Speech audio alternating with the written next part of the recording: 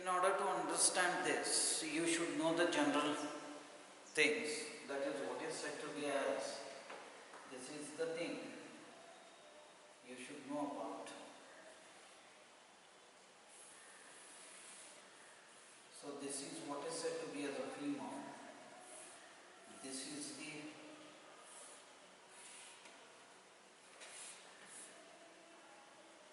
lateral and this is the medial. So this is the anterior, this is the posterior. So this will be the what? Your thigh. This is the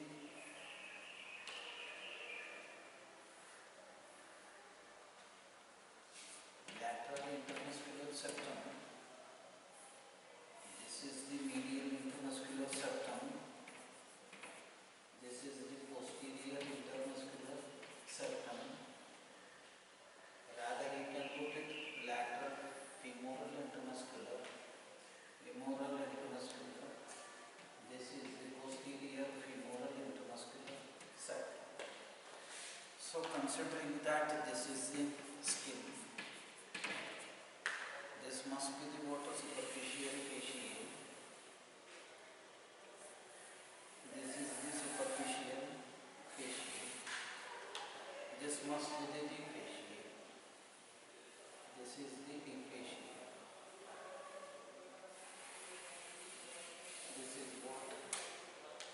Deep fasciae. Now these are the modifications. This is the modification. This is the modification of deep fascia. So this is your posterior.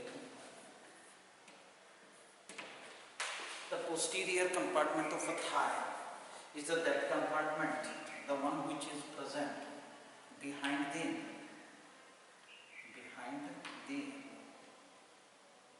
area, the one which will be present in between the intermediate area of the linea aspera and the lateral lip of the linea aspera behind, and the water periosteum, that which covers, which is the modified part of the deep fasciae, keeping in front and lateral femoral intermuscular septum or lateral intermuscular septum. Then little medially it will be having a posterior femoral intermuscular septum or posterior intermuscular septum, fully under the cover of, or superficially it is completely limited by skin, superficial fasciae, deep fasciae of the back of thigh. But now here, this is what the said to be as a front, or you can say deeply. So it will be there behind here, this part, the area, the one which will be present in between the intermediate area of the linea aspera and the lateral lip of the linea aspera, and the periosteum, that which covers the intermediate area of the linea aspera, which is there between the intermediate area and the lateral lip of the linea aspera. Now in this compartment, muscles are there.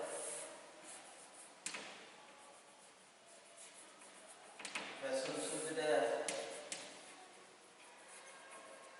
and nerve will be there. Out of that we have to go for the muscles. Now in this muscle compartment, in order to understand, so you will be having, this is the lateral part of the thigh. So this is what the medial. So this is a lateral, this is a lateral. So this is what the thigh of left side.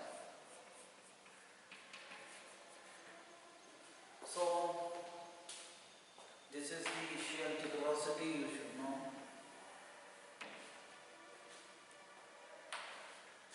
This ischial tuberosity, for the purpose of explanation, it will be divided into a 3. Now those things will be there. Then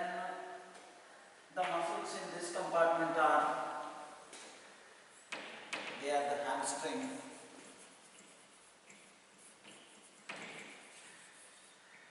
Group of muscles.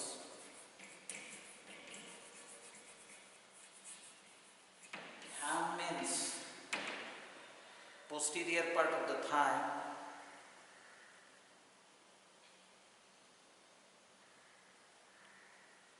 This ham, which is entirely the posterior part of the thigh. Now at the lower posterior part of the thigh, there will be one depression called as a poplish. Poplish means ham means poplish. So these hamstring muscles, as they diverge, they form the boundary of the popliteal fossa. This is the thing first. Then this hamstring, they have got a stringing action.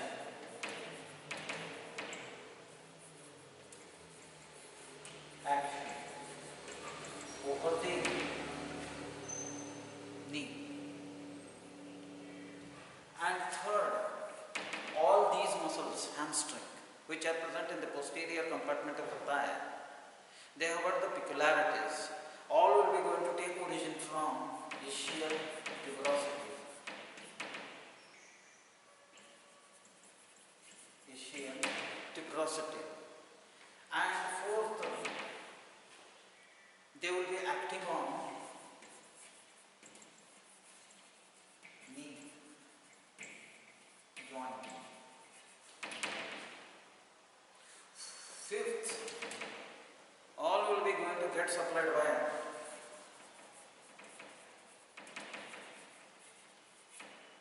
sciatic nerve. This is the main thing or a characteristic features of hamstrings. Now, if these are the hamstring characters, now what are the muscles are there? Now, for that,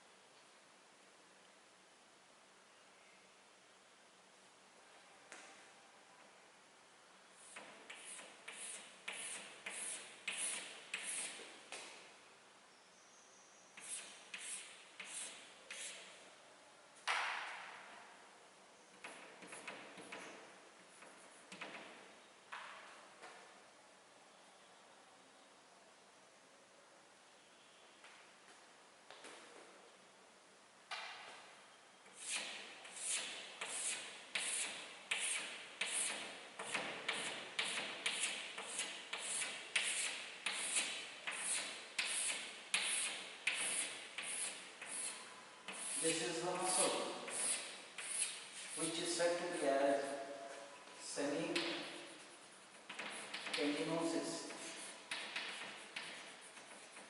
Semi-tendinosus.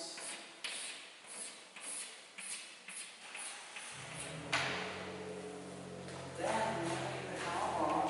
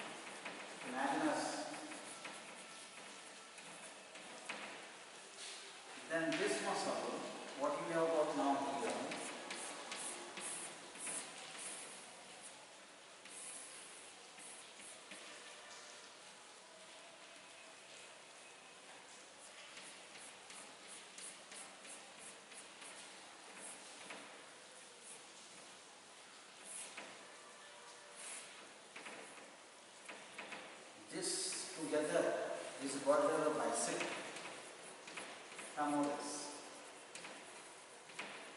Bicep femoris.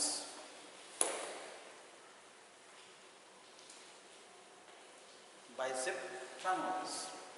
Now we have to go to the first. These are all muscles: semitendinosus, semimembranosus, ischial fibers of the adductor magnus, and the bicep femoris. They all have got these characters, and they are present at the posterior compartment of in the posterior compartment of the thigh. And these muscles, they solely acting on the knee joint. Now out of this we will go to the what is semitendinosus. Semitendinosus is a muscle belonging to the posterior or the flexor compartment of the thigh. Now this semitendinosus muscle, it will be going to take origin from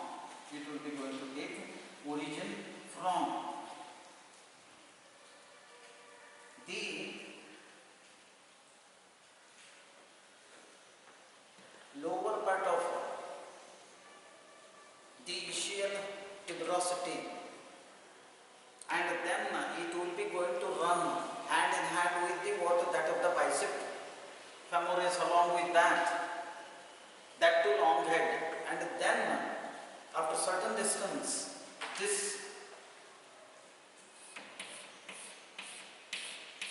semitendinosus muscle runs downwards and towards medially.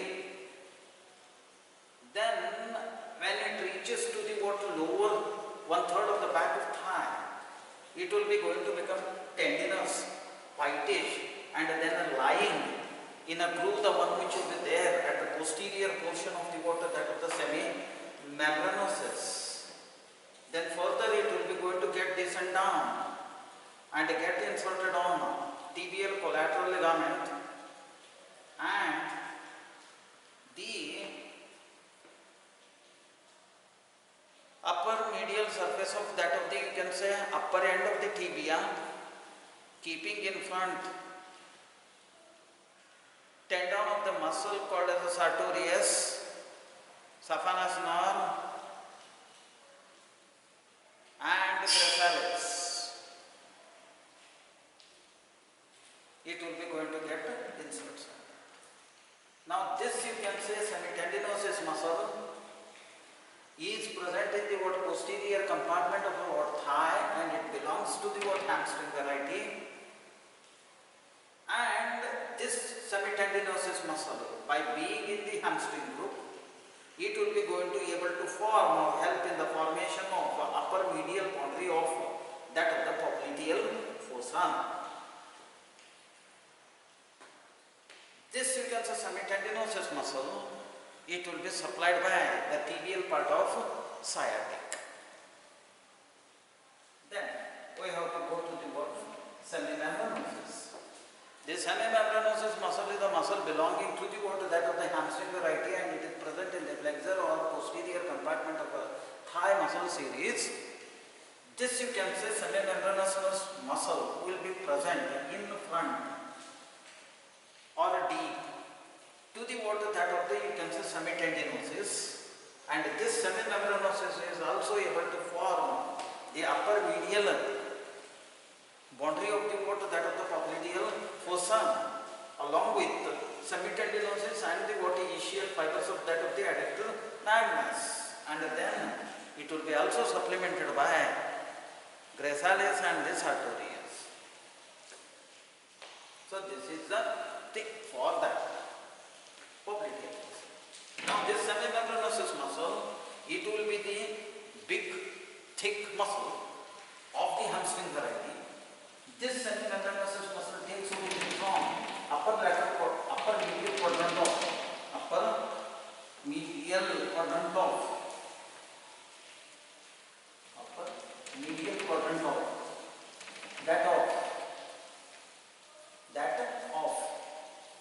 the ischial tuberosity. From that it will be going to run hand in hand with the that was a semitendinosus between the semitendinosus and the water that of the adductor magnus. This semimembranosus muscle, as it runs down and towards medially, it will be going to become a big musculature, and it shows the one groove for the semitendinosus at its posterior surface. Then this you can say semimembranosus muscle, after getting formed, the upper medial boundary of the popliteal fossa, it becomes tendinous, very short tendinous portion, and get inserted on a groove, the one which will be present at the medial condyle of posterior portion of the medial condyle of, or the groove, the one which will be there at the posterior part of the medial condyle of upper end of the tibia. So this is the semimembranosus. Now here you can say relation for the what that of the semimembranosus. Semimembranosus superficially, because you will be dealing about the back. So superficially it is related to the water skin, superficial fascia, deep fascia, cutaneous nerve, cutaneous vessel, and the semitendinosus muscle. Then in front or deeply it is related to semimembranosus, the ischial fibers of that of the adductor magnus, and then the posterior medial surface of that of the tibia, and the medial lip of the linea aspera for certain extent. So this is what you will be going to get. At the point of that of the, you can say origin, this here you can say semimembranosus is related to the water that of the upper lateral part of that of the, where you can say ischial tuberosity, and at the point insertion, this will be related deeply, the groove, the one which will be present at the posterior surface of the medial condyle of the tibia. So this is the relation. Then what you will be going to get, you can say medially, laterally in front. Laterally in front, it is related to the what ischial fibers of the adductor magnus. Now what is the relation of this semitendinosus? Semitendinosus relation, where I had forgotten to tell. Now there it is related to the what superficial skin, superficial fascia, deep fascia, cutaneous nerve, cutaneous vessels, and the posterior cutaneous nerve of the thigh at the upper part. But deeply or in front, the semitendinosus is related to the what ischial fibers of the adductor magnus, then the what semimembranosus, and at the point now here, lower medial part of that of the ischial tuberosity, and at the point insertions in the front, it is related to the what that of the sartorius, saphenous nerve, gracchalis, but that will be the thing where it will be there. So this is the relation what you will be having, semitendinosus and semimembranosus. Now what is the nerve supply for the water that of the semimembranosus? Semimembranosus nerve supply is by the what ischial fibers of the semimembranosus nerve supply is by the water tibial part of the water sciatic or the sciatica in general, in particular tibial part of the sciatic. So this is the thing. Action we have to deal about together or individually. Now better that it has to be what individually, because here also we have dealt individually, this also you have to deal individually. So that is what is said to be the flexion of the knee joint, and at this they are the strong flexors of the knee, weak extensors of the hip. Then coming to the what another muscle, so this will be the what fourth, that is what is said to be as biceps femoris. Biceps femoris is a muscle belonging to the what the hamstring group, and it is present in the what posterior compartment of the thigh. As the name itself is biceps femoris, it has got the first short head and the long head.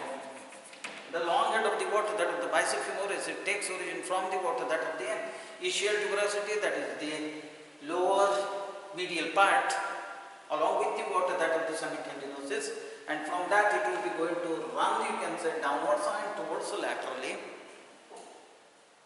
where it will be able to form the joints to the what is that of the short head of the bicep femoris. Now the short head of the bicep femoris, it takes origin from the what is that of the lateral lip of the linea aspera, keeping laterally origin of the vastus lateralis and keeping medially the what is that of upper part. There will be a what insertion of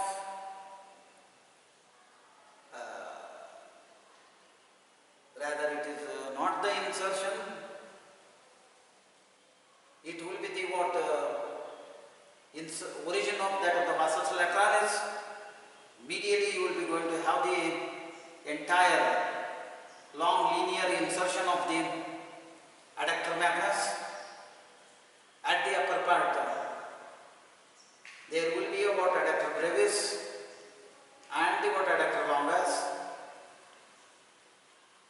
Then this short head of the bicep femoris further runs downwards and towards medially to join to the what long head.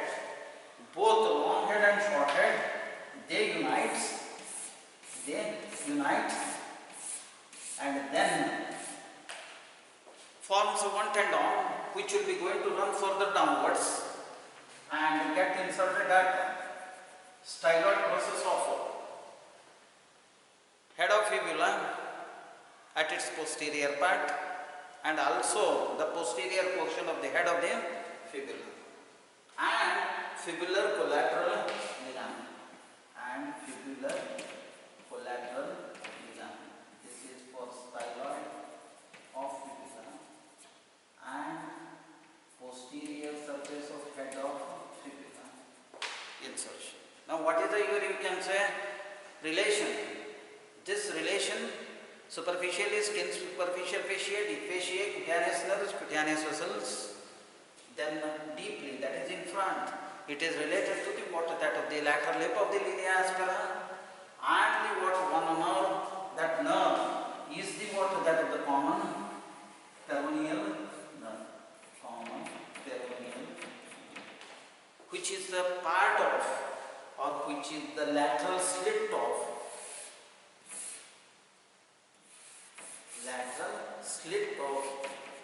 sciatic nerve. So this is medial is the medial nerve. So this will be related there. Now at the site of insertion, this you can say bicep femoris is related to posterior surface of the styloid process of head of fibula and the posterior surface of head of fibula and then tibial fibular collateral ligament. So this is the relation. What is the nerve supply for this? Nerve supply for the water bicep femoris. Long head is by tibial part of sciatic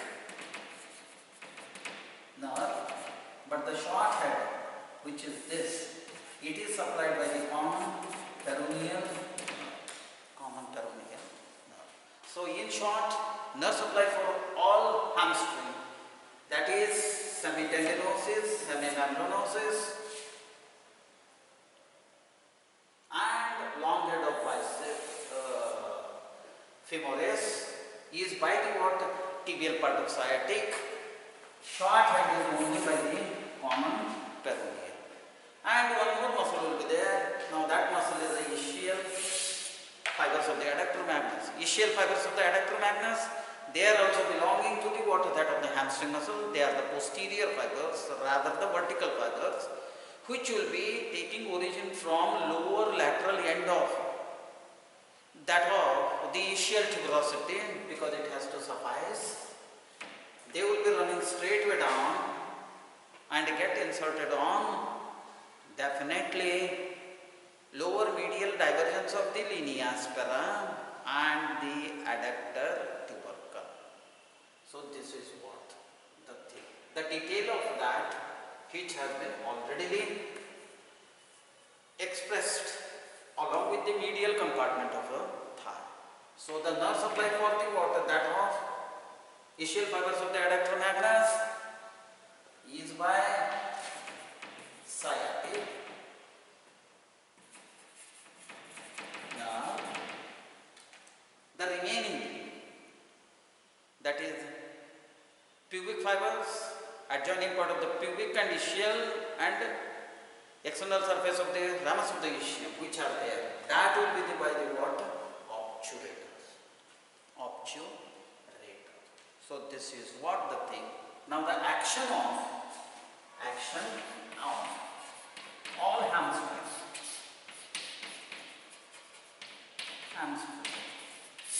They are the strong flexors of knee joint. At the same time, they are the weak extensors of the hip. So this is what. Now coming to the bicep femoris, it also does the what? Little take part in medial and the lateral rotations. So with this, flexor compartment of a thigh or posterior compartment of a thigh got over. Thank you very much for listening. One more point you have to remember, where the tendon of bicep femoris is inserting into three. One is at the posterior surface of the stellar process of head of fibula, posterior surface of the head of fibula, and the fibular collateral ligament. There will be an appearance of one small bone, that is the sesamoid bone, under the cover of that tendon. Remember. So thank you very much for hearing patiently.